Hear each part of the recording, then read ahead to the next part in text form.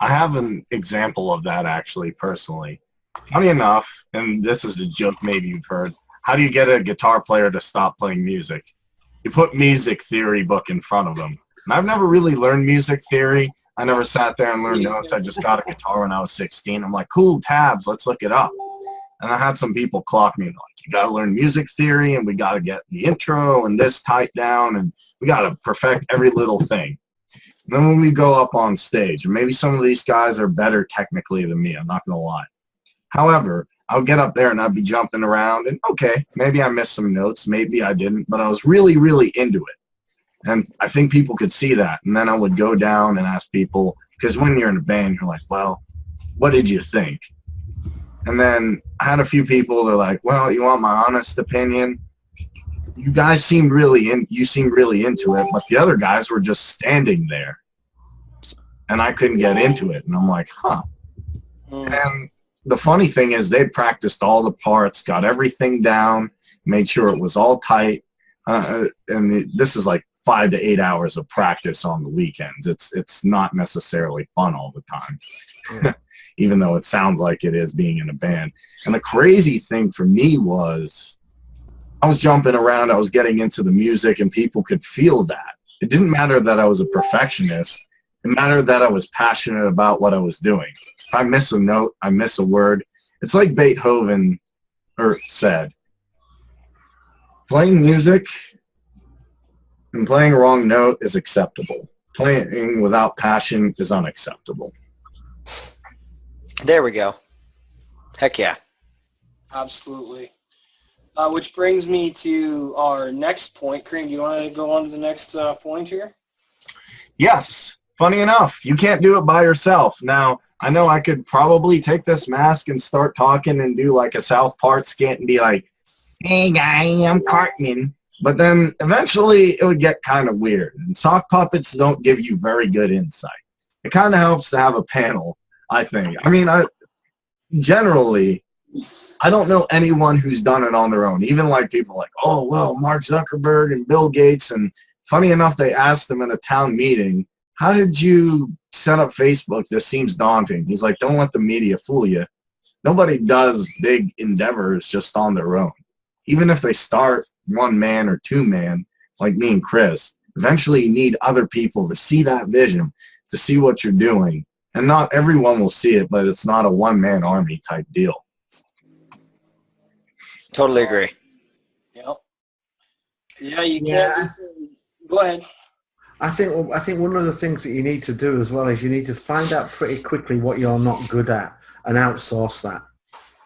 You know, if you've got a brilliant, I interviewed a guy who wrote Science to, I think the book was called like Science to Entrepreneur, and he was working with experts who were creating wafer thin solar panels, and these guys were brilliant, couldn't sell it, couldn't figure out how they were going to productize it or monetize it. And if you're the monetizer, then find somebody who's going to come up with something you can monetize. If you're the scientist, if you're the inventor, then find somebody that's going to do the monetizing for you. You've got to have all of those bases covered, and you know you can't do all of them. That jack of all trades, master of none. Get good people around you, and especially in the areas that you struggle in. Absolutely.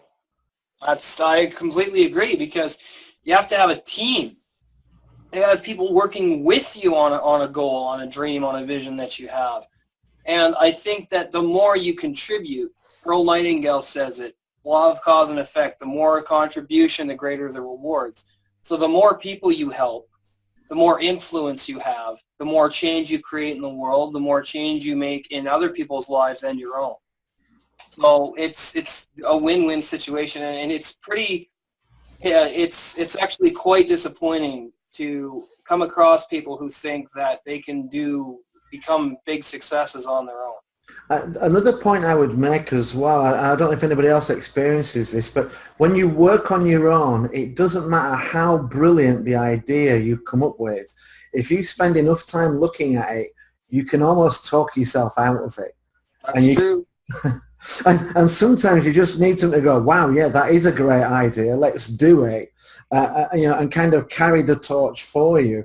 Or otherwise, you'll just talk yourself out of it. And also, sometimes you just need people to go, dude, no. Yep. That one's just not going to work. Nope. Like when I was looking at Tony Robbins, he had Jim Rohn mentoring him. And I could almost imagine most people, like even Calvin Wayman, most of these successful entrepreneurs needed that mentor, that guy. Yeah. They needed those other people around them. I can't see, not to say they weren't brilliant. They were definitely brilliant and were using what they have now. But imagine they didn't have that support. People were like, no, no, no. And you just need one or two people. It doesn't have to be a crowd. It could happen later. You need that one or two people around. You say, okay, you're not going through this alone. I'm going to believe in that dream. I'm going to believe in free energy. I'm going to believe in your YouTube show getting to 2 million subscribers. Whatever it is, I can't do this alone. You know, Gordon, I'm sure, had his share of people who are like, yes, you can write. I believe in you. Write that article. A share of people who said I couldn't. Sure. True. There'll be people who put you down, but that little group of people that you find that are like, move forward. Yeah, do it. Go for it. Totally. And in fact, my book, Fish Out of Water, there's an entire section that I call it, one of the keys to successful people is they get schooled. Now, get schooled in my book has nothing to do with getting further education. Since it's called Fish Out of Water, it's kind of a play on words there. If you look at a fish, a group of, a school in fish terms is a group of fish that swim in a similar direction. Every single successful person surrounded themselves with other fish out of water or other groups of people that were in that similar space moving in that direction. So it's absolutely critical whether it's other people in that space, in that arena, or a mentor that you can learn from. Michael Jordan had 9 coaches. So even the best of the best had other people to guide, mentor, and learn from.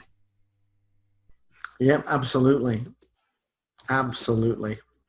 And it's definitely like that example. 9 coaches. I mean, people are like, wow, he's so amazing. And that's the funny part. The media leaves out. It just like so-and-so comes up from here to point B.